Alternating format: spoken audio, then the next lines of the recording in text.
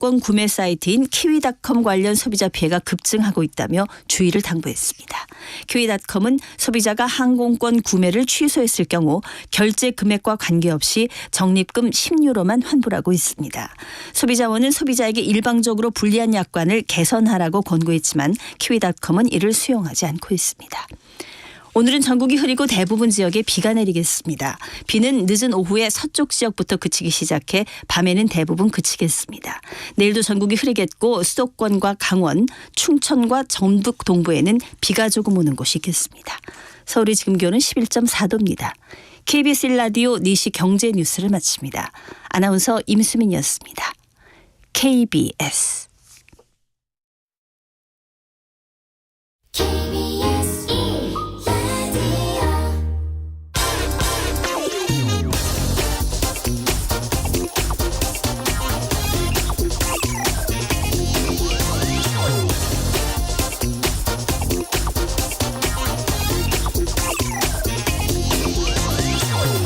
사 년 전 일본이 반도체 소재 수출을 규제하자 우리 정부도 일본에 대한 전략물자 수출 규제 조치로 대응했습니다.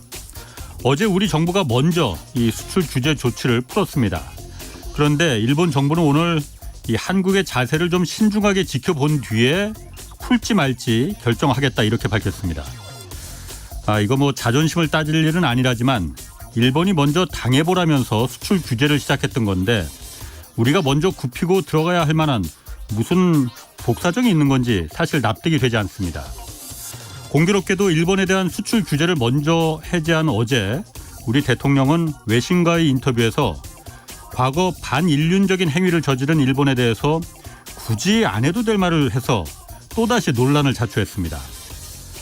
여당에서 대통령의 말을 외신 기자가 잘못 번역한 것이라 이렇게 해명하자 인터뷰를 진행했던 외신 기자가 녹취록 원본을 공개하는 일까지 벌어졌습니다. 내일 한미 정상회담 열립니다. 한국 경제와 산업의 이번 회담이 얼마나 중요한지 새삼 말할 필요도 없을 겁니다.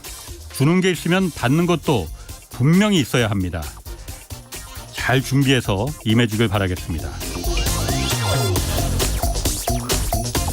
네, 경제와 정의를 다잡는 홍반장, 저는 KBS 기자 홍사원입니다. 홍사원의 경제쇼 출발하겠습니다. 유튜브 오늘도 함께 갑시다.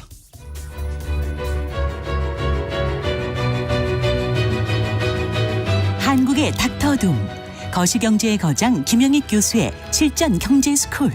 지금 꼭 알아야 할 경제 핵심 정보만 쉽고 정확하게 알려드립니다. 네, 내일 한미 정상회담 열립니다. 이번 한미 정상회담을 통해서 우리가 꼭 얻어내야 할 것 무엇인지, 또 미국 경제는 현재 어떤 상황인지 좀 자세히 살펴보겠습니다. 김영익 서강대 경제대학원 교수 나오셨습니다. 안녕하세요. 안녕하십니까. 먼저 환율부터 좀 환율 요즘 궁금해하는 분들 많거든요. 예. 한국은행 총기 이창용 총재도 좀 환율 언급하고 오늘 1,300원, 33원 이 정도까지 갔어요. 예. 일단은 왜 이렇게 올라가는 겁니까? 예. 환율이 2월 2일 날 1,220원까지 떨어졌었습니다. 그러니까, 예. 그러다가 지금 1,330원대까지 올라왔었는데요. 예. 최근에 달러 가치는 하락하고 있는데도 원화 가치도 같이 떨어지고 있거든요. 좀 떨어지잖아요. 예, 이상한 현상이 발생하고 있는데. 원래 달러 가치가 떨어지면 원화 가치는 올라가야 되는 거잖아요. 예, 예.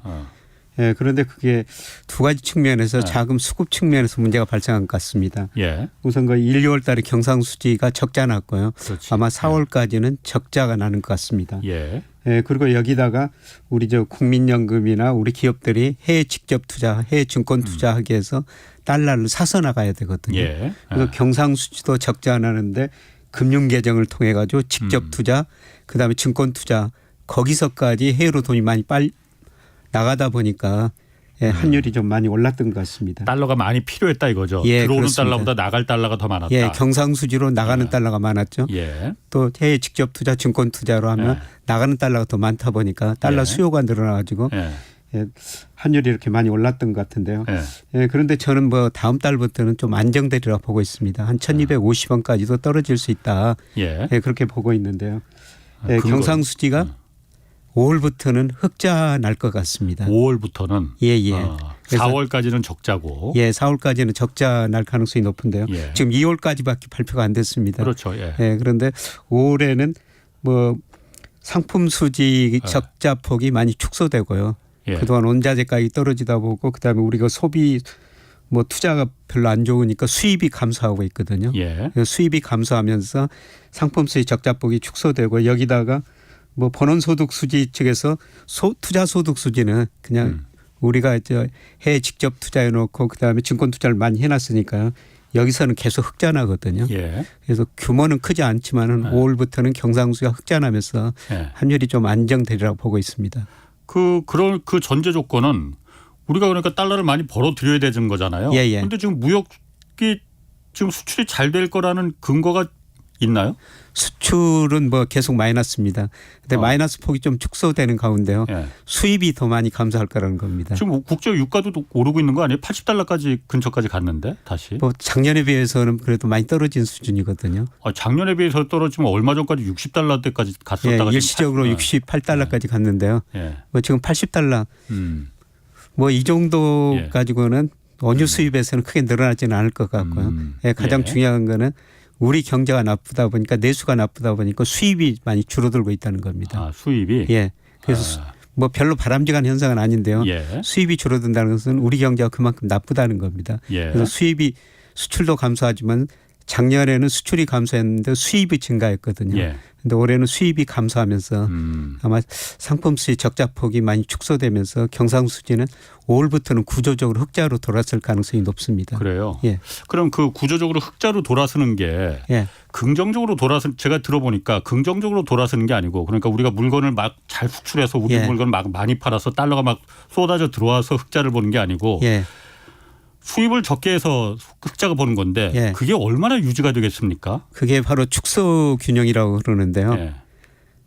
그런데 저는 뭐 내년에는 예. 수출이 뭐 작년에하고 올해하고 큰 폭 감소했으니까 예. 증가율이 이제 플러스로 돌아서리라고 생각하고 있습니다. 예. 아마 빠르면은 4분기부터 수출이 이거 증가세로 돌아설 것 같습니다. 예. 워낙 그 기저 효과도 있고 예, 그리고 올해는 그 미국으로는 수출은 작년보다 감소할 가능성이 높습니다만은 아직까지는 예. 중국으로 수출이 계속 그 부진한 상태인데요. 그렇죠. 예, 그래도 중국 뭐 1분기 소비가 한 10% 증가했거든요. 예. 그 효과가 아마 하반기 들어가서는 서서히 나타나면서 중국으로 수출이 큰 폭으로 감소했는데 중국으로 수출이 하반기 들어가면서 좀 증가하면서 수출 감소폭이 뭐 지금 거의 마이너스 16에서 20% 그렇죠. 사이인데요. 예.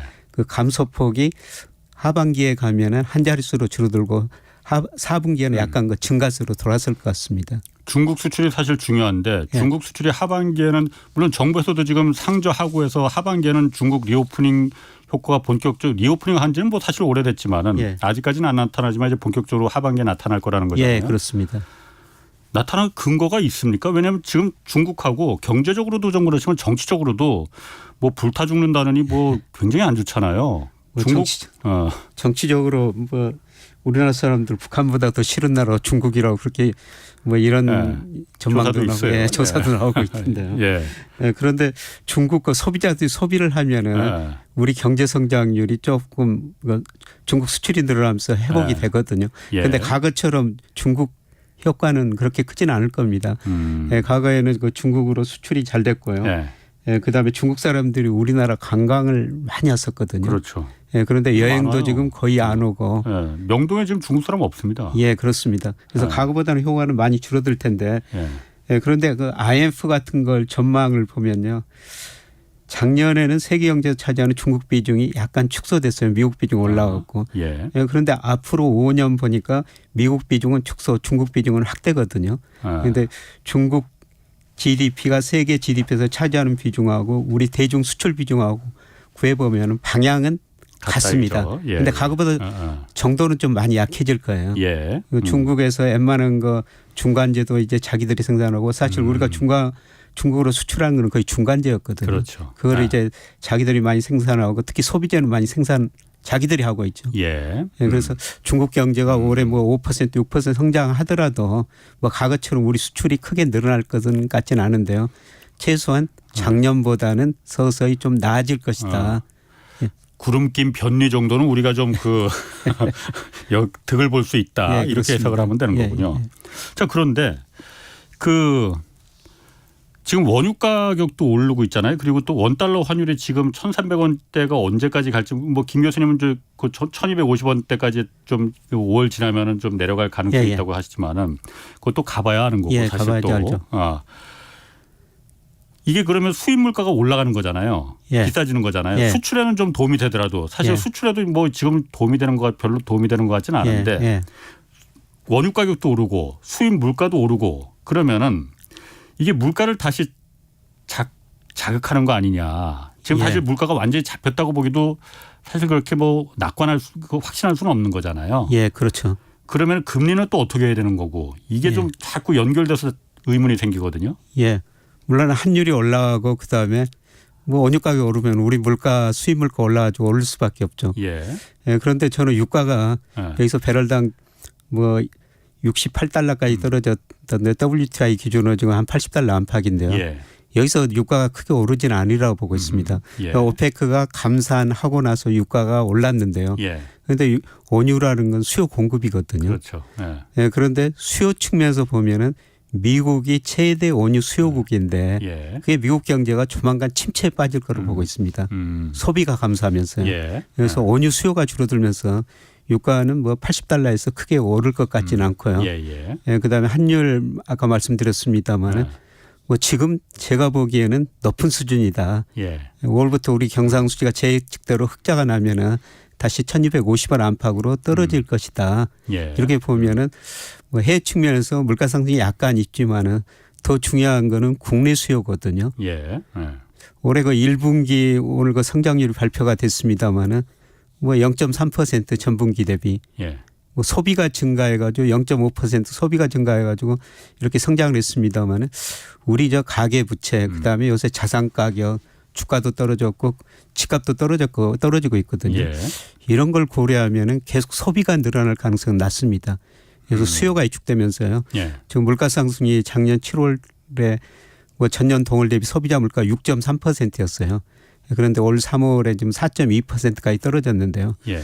뭐 하는 총재는 연말 뭐 12월 가면 3% 초반으로 떨어질 것이다. 그렇게 전망하고 있는데 저는 뭐 2% 후반까지 떨어질 거로 보고 있습니다.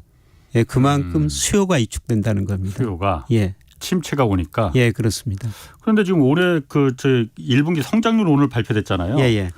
0.3% 성장이라 다행히 플러스로 돌아서긴 했어요. 예, 예. 그런데 이거 보면은 다른 건 다 뭐 그렇게 시원찮았는데 내수 소비가 그러니까 굉장히 좀 예. 끌어올렸잖아요. 예. 지금 침체라고 보기에는 소비가 이렇게 지금은 좋은데 그래도 예, 예. 침체가 그나마 한국 성장률을 살린 건데 예. 침체가 오는 건지 예. 일단 이 성장률로 봤을 때 어떻게 좀 해석할 수 있는지 그것부터 좀 봐주시죠.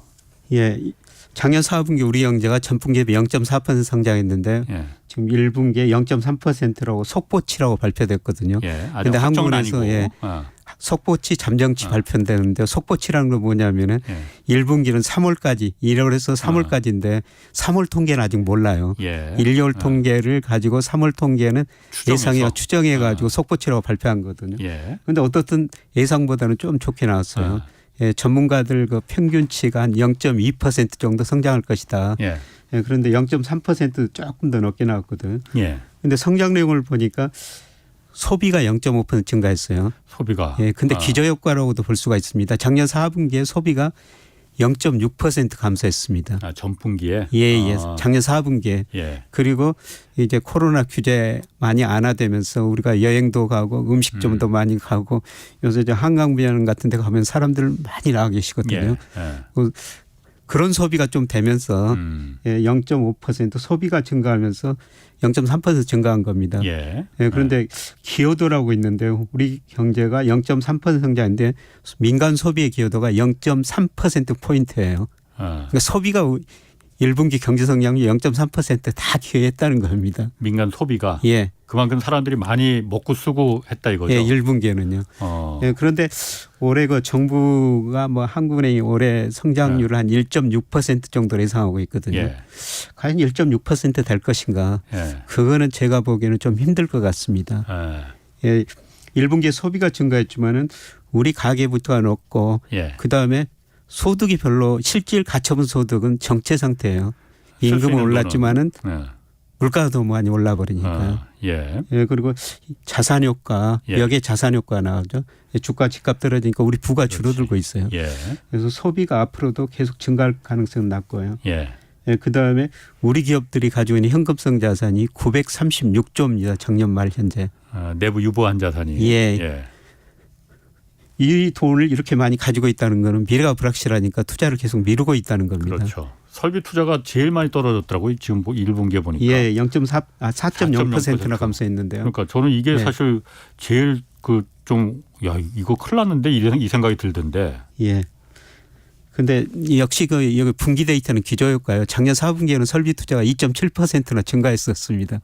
그러니까 작년 4분기에 많이 감소한 거는 예. 1분기에 증가한 거로 나오고 작년 4분기에 설비 투자 같은 거 증가한 거는 예. 감소한 거로 나오죠. 기저효과가 크다. 예, 기저효과 크기는 큰데도 불구하고 우리 기업들이 미래가 불확실하니까 투자를 안 하고 있거든요. 예.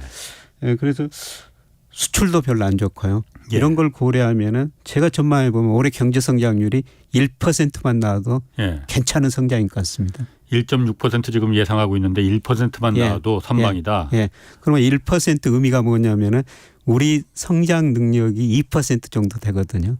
잠재 성장 능력이. 예. 그러니까 그보다도 훨씬 밑에 성장한다는 겁니다. 그래서 우리 이거 실제 GDP가 잠재 GDP 밑으로 떨어져 버린 거예요. 예. 예, 그러다 보니까 수요가 공급보다 좀 적은 거죠. 예, 그래서 최근에 물가 상승률이 떨어지고요. 예. 예, 그래서 이런 걸 미리서 반영해가지고 시장 금리는 사실 먼저 떨어졌어요. 그렇죠. 금리가 굉장히 똑똑하거든요. 예. 그래서 시장 금리 하면은 대표적으로 뭐 10년 국채 수익률, 3년 국채 수익률인데 작년 10월에는 4%대 중반이었었어요. 예. 근데 최근에 이게 3.2%까지 떨어졌거든요. 기준금리보다도 아래로 내려가 있다 이거죠. 기준금리가 3.5%인데. 3.5%인데 이게 시장 금리에는 미래의 경제 성장, 미래 물가가 들어있는 거예요. 예. 그러니까 금리가 4.5%, 3.2%로 떨어진 거는 앞으로 경제 성장률도 떨어지고 물가 상승은 낮아질 것이다. 예. 채권 시장이 그렇게 기대를 했는데 데이터 보니까 지금 그렇게 나오고 있죠. 실제로 데이터들이. 예. 그런데 우리 이거 한국은행에서 우리 성장률 발표할 때 전기비로도 발표하고요. 예. 그다음에 전년 동기비로도 발표하거든요. 예. 작년 동기보다 올 1분기 성장률이 0.8%밖에 안 됩니다. 그게 무슨 말이지? 그러니까 0.8%. 작년 1분기에 비해서 올해 1분기가 GDP가 0.8% 늘어났다는 겁니다. 0.8%. 그게 2% 정도 늘어나야지 평균적으로 우리가 적정 성장을 하고 있다고 보는데 능력보다 훨씬 밑에 성장하고 있다는 거죠. 그만큼 수요가 부족하다는 이야기입니다. 그래서 물가 상승률이 낮아지고 있죠. 이런 걸 미리서 예상하고 채권 시장에서는 금리가 먼저 떨어졌고요. 그런데 문제는 이제 한국은행이 언제 기준금리를 인하할 것인가 하는 총재는 뭐 지금 물가가 목표치 2%보다 높으니까 금리 인상 기대하지 마라. 시장한테 그런 경고를 주는데요. 그런데 금리는 계속 떨어졌고 기준금리도 내릴 거라고 기대하고 있어요. 그래서 과거 보면은 시장금리가 떨어지면 한국은행도 기준금리를 내렸거든요. 뭐 인과관계를 분석해봐도 시장금리가 기준금리를 일방적으로 설명을 해줘 버립니다. 그래서 시장금리가 오르면 기준금리 올랐고 기준금리가 떨어지면 시장금리도 떨어졌는데요. 뭐 저는 시장금리가 똑똑하다 이렇게 보면서 아마 4분기에는 한국은행도 기준금리를 인하할 것이다. 그렇게 내다보고 있습니다. 왜 4분기까지 갑니까? 그러니까 그 지금 금리를 인하해야 되느냐 그 인상해야 되냐 그 논란은 있지만은 지금 시장금리가 국채 10년물이니 뭐 5년물이니 3년물이 전부 다 기준금리 아래로 내려간 지 한참 됐는데 한국은행이 봤을 때 시장금리가 그렇게 똑똑한데 지금 당장 내리지 다음 달에 당장 내리지 왜 4분기까지 기다려요? 지금 내리는 게 바람직하죠. 원래 제가 금리를 올리고 내릴 때 그 효과가 한 1년 정도 시차를 두고 가장 크게 나타나거든요. 그러니까 지금 내리는 게 바람직합니다. 그런데 지금은 물가가 한국은행 가장 중요한 목표는 물가 안정이거든요. 물가 2% 목표로 설정해 놨는데 지금 3월에도 4.2%니까 가장 자기 중요한 목표가 물가 안정인데 물가 때문에 금리를 못 내리고 있는 거죠. 지금 그러니까 원래는 내려야 되는데 물가가 지금 생각보다 안 내려가니. 그래서 그런데 아마 4분기 가면은 물가가 3% 초반 2% 후반까지 낮아질 수가 있어요. 그렇게 되면은 야 이제 금리 내려도 되겠구나 아마 그런 생각을 하게 될 것 같습니다. 대통령이 지금 그 내일 정상회담 하잖아요. 예. 뭐 가기 전에 워낙 지금 논란이 많아갖고 이 내일 정상회담 잘 돼야 될 텐데 지금 기대하는 분들이 많고 있습니다. 일단 어떤 경제 분야에서 저희가 경제쇼니까 경제 분야에서 어떤 성과가 가장 지금 이번에 중요합니까? 가장 중요한 게 뭐 IRA라고 인플레이 감축법. 그렇지, 예. 이거는 아마 고치기는 쉽지 않을 것 같아요. 미국 의회 승인이 있어야 되니까. 그런데 이제 남은 게 반도체법 지원금이라고 있지 않습니까? 예, 미국에서 그 반도체 회사한테 지원해 주면은 뭐저 정보를 제공해라. 그다음에 초과이익 환수하겠다. 그다음에 중국 투자 제한해라. 여기서 많이 좀 안아해 줬으면 좋을 것 같은데요. 과연 그게 우리가 얼마나 얻어낼지 이거 쉽지는 않아 보입니다. 또 최근에 보면은 다 공개는 했죠, 그러니까. 예. 반도체 지원법도 이런 거 우리가 요구하겠다라고 우리가 봤을 땐 독소조항 다 공개한 거 봐서는 뭐 이거는 더 이상 논의하지 마라 정상에서 하면 또 꺼내지도 마라 이 시그널 아닌가라는 생각이 드는데 그래도 우리는 꺼내야죠, 그래도. 예, 꺼내야죠. 예. 그리고 최근에 파이낸셜 타임즈 기사 보고 정말 놀랐는데요. 그건 뭐 사실 확인은 안 됐지만은. 마이크론 지금 중국에서 규제하니까. 마이크론이 중국에서 못 파는 메모리 반도체를 삼성하고 SK 하이닉스가 공급하지 마라, 채우지 마라. 이걸 미국에서 요청했다는 거잖아요. 물론 확인은 안 됐습니다. 확인은 안 됐습니다만은 어떻게 미국 정부가 우리 기업한테 그렇게 간섭할 수 있는지 모르겠어요. 제가 뭐 오래전에 파이낸셜 타임즈 보니까 이런 기사가 나왔더라고요. SK라는 큰 물고기가 한국이라는 작은 연못에서 놀고 있다.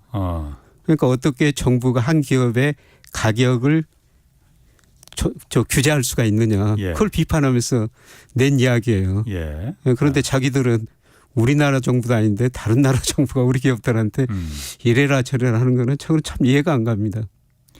그게 사실 있을 수 없는 일인데 강대국이니까 약소국한테 뭐 우리가 약소국은 아니지만은 대득한 동맹이라면 사실 서로 호혜 관계가 기본적인 조건인데 어떻게 그런 요구를 사실이 아닐 수도 있습니다. 그냥 파이낸셜 타임스의 오보일 수도 있어요. 오보일 수도 있습니다. 하지만은 전혀 이거는 또 어떻게 어디서 확인을 해봐야 되는 건지 또 일단 우리 주미 한국 대사관에서는 그런 소식 들은 적 없다라고 말하고 뭐 삼성에서는 뭐 노코멘트라고 말하고 그랬다고 하는데 있을 수 없는 일이죠, 그거는. 있을 수 없는 일이죠. 만약에 그런 요청이 있었다면은 우리는 어떻게 해야 됩니까? 만약에 있었다면은 단호하게 거절을 해야 되죠. 그렇죠. 그리고 반도체라는 게 산업의 쌀이거든요. 그 반도체가 없으면은 뭐 웬만한 상품 만들 수가 없습니다. 그렇죠. 그걸 우리가 생산하고 있으니까요. 뭐 단호하게 거절을 해야 되죠. 그리고 아까 말씀하셨듯이 그 인플레이션 감축법과 IRA 같은 경우에 미국 의회 승인이 있어야 되는 거잖아요. 사실 미국 의회 승인이 망치 두드리기 전에 우리가 좀 발빠르게 행동했으면은 이 정도까지는 안 갔을 수도 있는데 어쨌든 지금 우리가 요청할 수 있는 거는 일본이나 독일하고 우린 다르다. 우린 당신들 미국하고 자유무역 협정 FTA를 맺은 나라 아니냐. 맞습니다. 과거에 그것 때문에 그 난리를 치면서 좀 우리가 이런 득 좀 보자고 맺었는데 사실 농수산물이나 이런 데 피해는 크잖아요.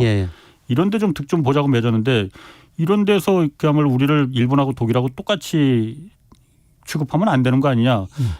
이건 좀 바꿀 수 있는 거 아닌가요? 미국에서 잘 오판했을 수도 있으니까. 그런 건 우리 정부 노력으로 좀 바꿔야 될 것 같습니다만은 뭐 쉽지는 이번에도 뭐 별로 여기서는 큰 좋은 결과는 안 나올 것 같아요. 너무 비관적으로 생각하지 마시고 그러니까 미국에서 아예 지레 그냥 우리가 먼저 저런 건 안 해줄 거야라고 말해서 하더라도 이번에 정상회담 의제로 이게 그 IRA법이나 반도체 지원법이 올라갔는지 안 올라갔는지는 지금 확인은 안 됩니다. 그렇지만은 정상회담 의제에서 다루지 못하더라도 밥 먹으면서 비공식적으로라도 뭐 일본에서 오므라이스 먹으면서 비공식적으로 여러 가지 얘기했대잖아요. 그러니까 비공식적으로라도 한국의 이런 그 여론을 좀 전달해야 됩니다. 미국 정부. 뭐 그러기 위해서 기업인들이 122명 같이 갔다고 그러는데요. 그렇죠. 가서 이야기는 해야 되죠. 어떤 식으로든지 공식적이든지 비공식적이든지. 자, 그리고 이제 그 미국 경제 그 현 상황 좀 미국 경제 현 상황이 앞으로 우리한테도 미칠 전 세계에 미칠 경제에 영향이 들어가는 거니까 예. 현재 그 경기 순환 측면에 봤을 때 미국 경제가 그 일단 단기적, 장기적 이렇게 구분이 된다고 하잖아요. 예. 어떤 상황입니까? 일단 단기적으로는 어떤 상황입니까? 우선 단기적으로는 경기가 굉장히 좋은 상황인데요. 예. 예, 조만간 침체에 빠질 가능성이 있고 예. 이게 미국 경제가 장기적으로는 세계에서 역할이 축소되고 있거든요. 예. 그래서 예를 들어서 1985년에 미국 GDP가 세계에서 차지하는 비율이 34.6%였거든요. 몇 년도에? 1985년이요. 아, 예. 예, 그때가 정점이었었습니다. 예, 그리고 작년에 보니까 25.4%까지 약 그 10%포인트 낮아졌습니다. 예. 예, 그럼 미국이 낮아지고 일본도 많이 낮아졌는데 누가 올라갔느냐? 중국이 올라간 거예요. 그렇겠지. 예. 중국이 4%에서 세계 GDP 비중이 작년에 18%까지 올라가 버렸습니다. 4%에서 18%로. 예. 그러니까 중국이 이렇게 커지니까 이게 미중 패권 전쟁의 본질이 되죠. 예. 그런데 어떻든 미국이 장기적으로 세계 비중이 축소되고 있고요. 예. 문제는 앞으로도 더 축소될 거라는 겁니다. 예. IMF가 최근에 그 경제 전망을 하면서 2028년까지 전망해 놨는데요. 예. 올해부터 2028년까지 미국 비중 계속 축소다. 예. 예, 한 24%까지 지금보다 25.4인데 더 내려갈 것이다. 예. 그러니까 장기적으로 중간중간 올라갔다 내려갔다 하지만은 미국 경제, 세계 경제에서 차지하는 역할은 계속 뭐 절대적으로는 4분의 1 차지하고 있지만 높으니까 예. 뭐 그런데 상대적으로 보면은 세계 경제에서 미국 비중 역할이 계속 줄어들고 있다는 겁니다. 예. 예, 그리고 단기적으로는 예, 미국 그 경기 저점 이렇게 보면요. 예. 예, 미국 2022년 4월이 경기가 저점이었어요. 예. 코로나 직후였었죠. 예, 코로나 때문에 경기가 극기가 위축되니까 미국 정부가 돈을 엄청나게 쓰고 또 미 연준은 돈을 엄청 풀었지 않습니까? 예. 그래서 경기가 회복됐습니다. 예. 그래서 올 4월까지는 지금 좋습니다. 약 3년 정도 예, 경기가 좋아지는 확장 국면이 지속되고 있죠. 예. 그런데 이제 문제는 이게 언제까지 지속될 것인가. 그런데 일부에서는 미국 경제가 연착륙 한다, 경착륙 한다 이런 전망이 나오고 있거든요. 예. 이런 전망 보면은 예, 미국 경제가 조만간 나빠질 가능성이 높아요. 예. 그거는 이제 미국 GDP의 71%를 차지하는 소비가 얼마나 증가하느냐. 예. 아까 우리 1분기 GDP가 증가하는 건 그래서 소비 때문이었다. 우리는 예, 미국도 그렇습니다. 예, 작년에 미국 경제가 2.1% 성장했는데요. 소비의 경제 성장 기여도가 1.9%포인트예요. 그러니까 작년에 쉽게 말씀드리면 미국 소비가 증가하지 않았다면 미국 경제가 0.2%라는 거죠. 예. 그래서 현재까지는 소비가 좋았는데요. 예. 예, 그런데 소비가 이제 서서히 줄어들 가능성이 높다는 거죠. 실제로 조금씩 줄어드는 조짐이 나타나고 있어요. 예. 예, 미국에서 월별로 소매 판매라는 데이터를 발표하는데요. 예. 이게 소비를 나타내는 지표 중 하나거든요. 예. 이게 2월, 3월에 좀 감소했습니다. 예. 예, 그러면 이게 앞으로 더 감소할 가능성이 높은데요. 예, 첫 번째로는 우리도 임금은 올랐는데 물가보다 임금이 덜 올랐죠. 그렇죠. 미국도 마찬가지예요. 그러니까 물가보다 임금이 덜 오르니까 쓸 수 있는 실질 가처분 소득, 실질 소득은 줄어들고 있는 거예요. 그렇지. 예. 예. 그다음에 미국 사람들이 그동안 돈을 너무 많이 써버렸습니다. 미국 가계저축률이 작년에 3.7%예요. 근데 지난 23년 평균 보니까 6.6%인데요. 과거 평균보다 훨씬 낮고요. 이게 어느 수준이냐면은 2007년에 글로벌 금융위기 바로 직전이었죠. 그때 3.4%였어요. 그 이후로 가계저축률이 가장 낮다는 겁니다. 쉽게 말씀드려서 미국 사람들이 그동안 벌어놓은 돈 거의 다 써버렸다는 거죠. 쓸 돈이 앞으로 별로 없다는 거죠. 예, 그리고 주가가 떨어지다 보니까 미국 금융자산이 1년 사이 한 거의 10조 달러가 줄어들어 버렸어요. 그러니까 금융자산이 줄어드니까 소비가 줄어들 수밖에 없고요. 그다음에 미국이 작년 3월부터 금리를 많이 올렸지 않습니까? 금리를 올린더라도 당장 가계가 소비를 안 줄이는데요. 그래서 뭐 3개월, 6개월에 소비 지출 계획을 세웠는데 금리가 오른다고 그걸 당장 조정 못 하거든요. 그런데 미래의 소비는 서서히 조정해 갑니다. 그런데 미국이 금리를 올렸을 때 시차 효과를 보니까 1년 정도의 시차 효과가 가장 크게 나타나거든요. 1년. 예. 지난해 2월에부터 미국이 금리 올리기 시작했잖아요. 3월부터 올렸죠. 3월부터인가요? 3월에 2월에 0에서 0.25%인데 연방 기금금리가 지금 4.7에서 5%까지 정말 급격하게 올렸거든요. 그럼 딱 1년이네 지금. 예. 예. 그래서 아마 2분기부터 소비가 감소하면서 예. 예, 미국 경제가 침체에 빠질 수가 있다는 거죠. 아. 문제는 이제 정도예요. 예. 연착륙하느냐 경착륙하느냐. 예. 그런데 일부에서는 연착륙 가능성도 제기하고 일부에서는 또 경착륙 가능성도 제기하는데요. IMF에서는 그 경착륙 한다고 지금 예. 얘기를 했는데. 제가 봐도 경착륙 가능성이 상당히 높습니다. 아. 미국 경제는 정말 탄력적이거든요. 그렇죠. 소비가 줄어들면은 기업들 매출이 줄어들어요. 예. 그럼 기업 경영자들은 야 내가 너무 많은 일자리를 만들었네 하고 일자리를 갑자기 줄여버릴 수가 있습니다. 예. 미국 고용은 정말 탄력적이거든요. 예. 예를 들어 가지고 2020년 코로나 때문에 3, 4월 달 소비가 급격히 위축되니까요. 미국 기업들이 일자리를 2,194만 개나 2달 사이에 줄여버립니다. 예. 10년 동안 그 이전 10년 동안 늘어났던 일자리를 단 2달 사이에 줄여버린 나라거든요. 예. 그러니까 소비가 위축되고 기업 매출이 줄어들면 기업들이 고용을 갑자기 줄여버릴 거라는 겁니다. 고용을 줄이면은 또 소비가 줄어들 수밖에 없죠. 그래서 아마 2분기 후반 3분기 가면서 미국 경제가 마이너스 성장할 수가 있는데요. 예. 그게 경착륙 가능성이 높다는 겁니다. 그런데 그게 사실 그 미국 경제가 뭐 그 한때는 그러니까 뭐 퍼펙트 스톰이 온다 막 이런 얘기 있다가 그다음에 또 무슨 뭐 연착륙도 아니고 노랜딩이다. 예. 그게 한 세네 달 전이었잖아요. 예, 그렇습니다. 지금은 또 경착륙한다. 예. 양치기 소년 예를 굳이 안 들더라도 또 어떻게 바뀔지 몰라.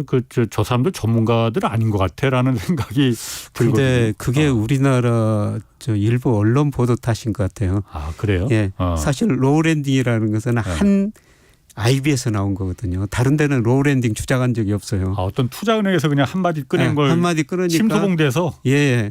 그 우리나라 언론에서 그걸 집중적으로 로우랜딩이라는 단어가 처음 나오니까 굉장히 뭐 기사거리가 되는 그렇죠. 것이죠. 혹하지. 예. 다른 데는 로우랜딩을 걸리 주장한 데가 없어요. 그럼 미국 언론에서는 예. 로우랜딩이나 이런 얘기 안 했습니까? 그러면은 한 번 나왔죠. 그 한 증권은 그 IB에서 그러니까, 예. 미국 경제가 로우랜딩한다. 예. 그런 게 나오니까 우리 언론에서 그 집중적으로 보도를 해버린 것이죠. 네, 그런데 그때도 예. 뭐 다른 H 기관들은 예. 뭐 연착륙하느냐 경착륙하느냐 이런 걸 논의하고 있었거든요. 그러니까 우리나라 언론이 그러니까 미국의 투자은행 그 분석기관에서 그냥 노랜딩 자기네 그 무슨 근거에서든 낼 수는 있어요. 그 분석 의견을. 예.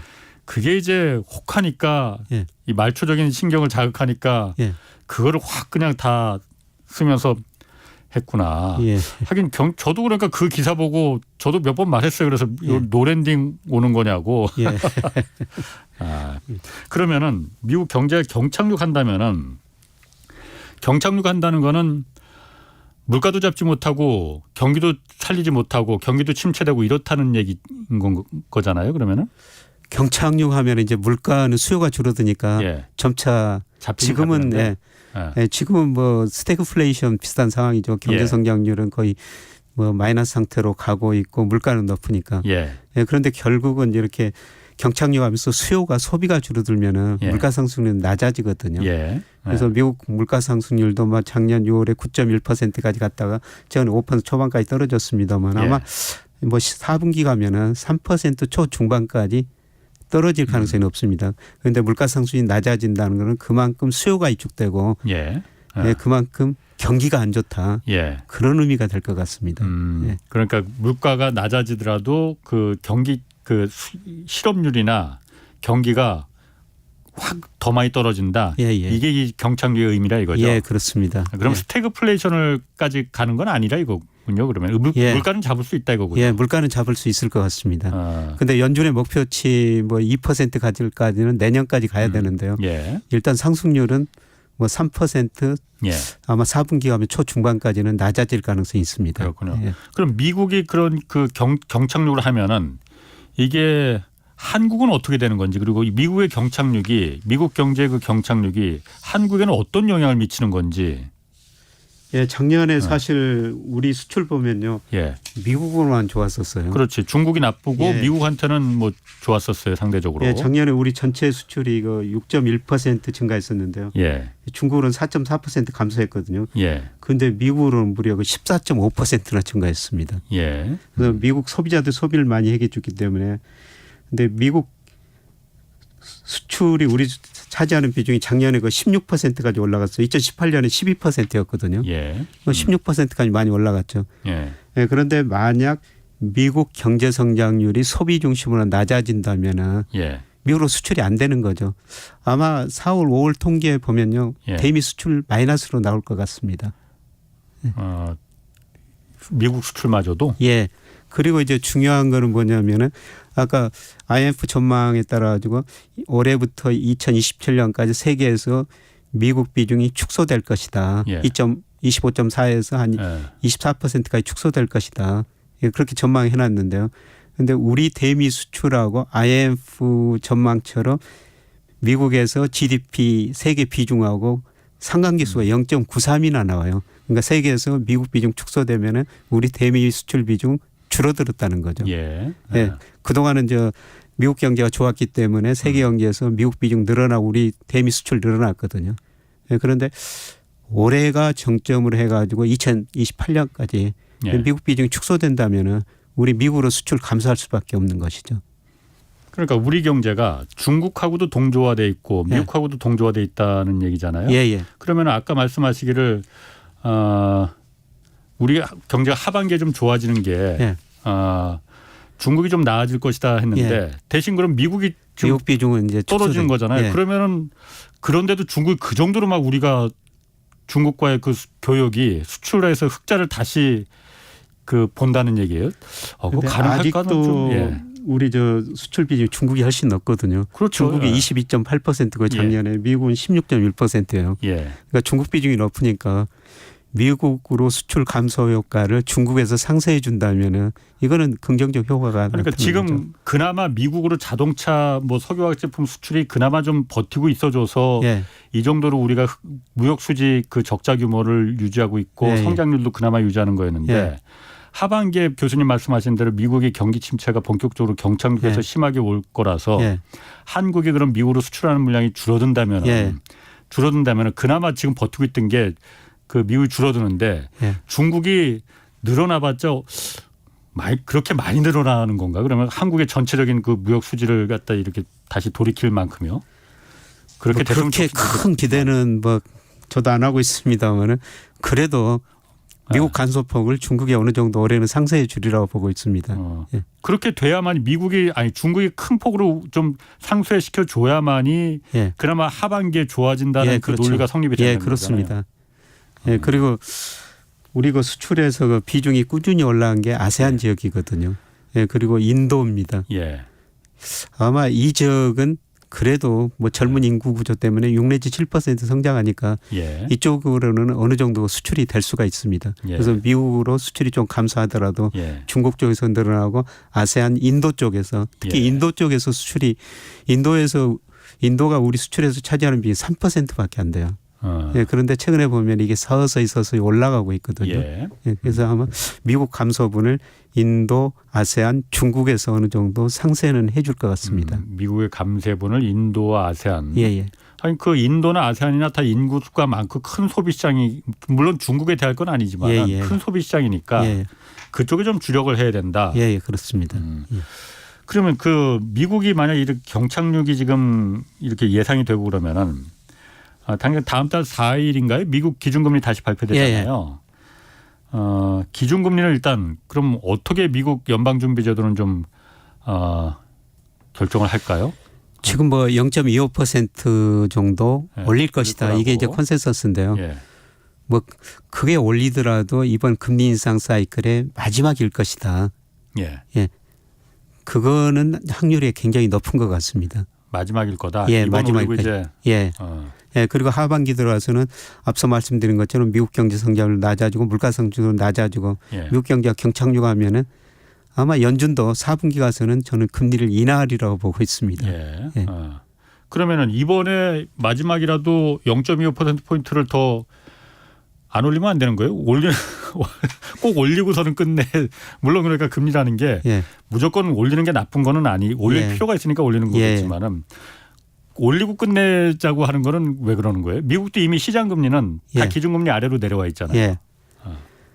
물가 때문에. 예, 물가 때문에. 그것도 미국 물가가 3월에 그 5% 약간 넘거든요. 예. 그래서 각국의 중앙은행 가장 중요한 목표가 물가 안정이니까 예. 사실 내년에는 물가 상승이 많이 낮아질 거예요. 경기 예. 침체가 빠지니까. 예. 그러면 항상 그 통화 정책은 좀 선제적이어야 된다. 예. 뭐 아까 미국이나 우리나라나 금리를 인상하고 인하하면 한 1년 후에 예. 그 인상 인하 효과가 가장 크게 나타나거든요. 예. 근데 1년 후를 보고 통화 정책을 펼쳐야 되는데 그런데 중앙은행은 당장 물가가 높으니까 예. 금리를 거기에 맞춰서 조절할 수밖에 없다는 겁니다. 그런데 뭐 저는 뭐 제가 연준 위원이라면 뭐 가능한 이야기도 아니지만은 저는 금리 동결하자 이렇게 그 주장을 갖습니다. 그러니까 김 교수님은 그러니까 어떻게 될까 전망을 말고 만약에 어떻게 해야 된다라고 제가 만약 물어본다면은 이번에 동결하는 게 맞다라고 예, 답하시겠군요. 그렇습니다. 예, 그만큼 미국 경제가 나빠지고 있다는 겁니다. 그만큼. 예. 아까 그리고 우리가 그 중국하고 아세안 시장에 더 밀착 좀 개발해야 된다라고 하셨는데 지금 유튜브에서 헤이든이라는 분이 우리가 탈중국하는 사이에 중국하고 아세안이 오히려 더 밀착하고 한국은 배제되고 있는 거 아니냐 이런 의견 물어보셨거든요. 뭐 사실 그 얘기도 있습니다. 그러니까 우리한테 수입하던 걸 중국이 뭐 꼭 그게 뭐 한국이 미운 털 박혀서 그런 건 아니지만 정치적으로 물론 한국하고 요즘 좀 껄끄럽긴 하니까 아세안 국가들한테서 더 많이 수입을 한다. 그 중간재나 이런 부분을 이런 뭐 그 기사들도 좀 나오고 아마 중간재는 그럴 텐데요. 예. 그런데 뭐 최종 소비재는 아직 아세안 국가가 자동차, 가전제품 뭐 그런 거 생산 못 하거든요. 예. 근데 자동차나 가전제품은 사실 중국에서 한국산 갤럭시 스마트폰 쓰는 사람 거의 없어요. 예. 그렇더라도 뭐 가전제품, 고급 가전제품은 뭐 중국뿐만 아니라 아세안에서도 만들지 못하거든요. 예. 그 부분이 좀 그러니까 우리가 아세안 국가에 주력을 해야 되고 아세안 국가가 중국에 그리고 중국이 아세안 국가에 그 기댈 수 없는 부분이라 이거죠. 예. 그런데 과거보다 중국의 역할이 뭐 커지는 건 사실이죠. 근데 요새 보면은 과거 미국을 중국이 따라서 하고 있어요. 예. 과거 미국을 중국이 따라서 한다. 그래서 미국이라는 나라가 뭐 상품, 원자재를 많이 수입해 줬지 않습니까? 그렇죠. 주로 저 중국, 러시아 그다음에 신흥시장에서. 그래가지고 뭐 그런 나라들이 미국으로 수출해가지고 돈 벌어가지고 미 국채 사주고 주식을 사줬거든요. 그러면서 자금이 그 선순환이 되면서 미국도 좋고 아시아도 좋았는데요. 요새 저 미국, 중국이 원자재 같은 거 수입하면서 원유 같은 거 수입하면서 달러로 결제하는 게 아니라 위안화로 결제하고 있습니다. 그 비중이 최근에 그 러시아 우크라이나 전쟁 이후로 뭐 아직도 5% 정도 안 되지만 굉장히 빠른 속도로 2%에서 5%로 올라가고 있거든요.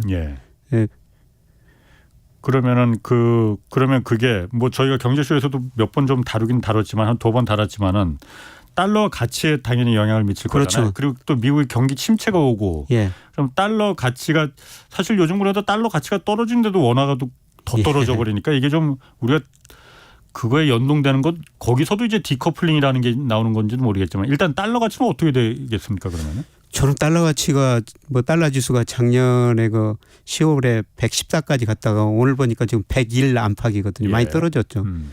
그런데 미국 정부 부채 너무 많죠. 지금 미국 국가 부도 이야기 나오고 있어요. 부채 한도 조정 때문에. 지금 미 공화당에서 지금 부채 한도를 안 올려주고 있지 않습니까?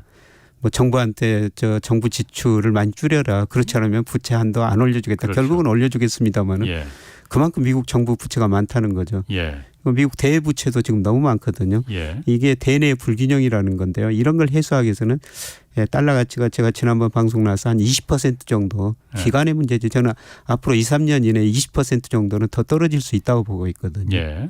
그렇게 되면은 뭐 상대적으로 위안화 가치 오르고 그리고 최근에 그 달러 가치가 떨어졌는데 우리 원화 가치는 안 떨어지고 있습니다만은 저는 이게 일시적인 현상이라고 생각해요. 결국 달러 가치 떨어지면은 원화 가치도 더 내려갔죠. 그러니까 안 오르는 거지 그러니까. 원화 가치도 저는 오르리라고 장기적으로는 예. 지금은 저는 달러 가치 떨어지는데 원화 가치는 안 오르고 우리 환율이 올라버리는 거는 저는 일시적인 현상이라고 보고 있거든요. 예, 예. 장기적으로 보면은 방향은 같습니다. 예. 장기적으로 보면 달러 가치는 내려가고 원화 예. 가치는 올라갈 거다. 예, 예.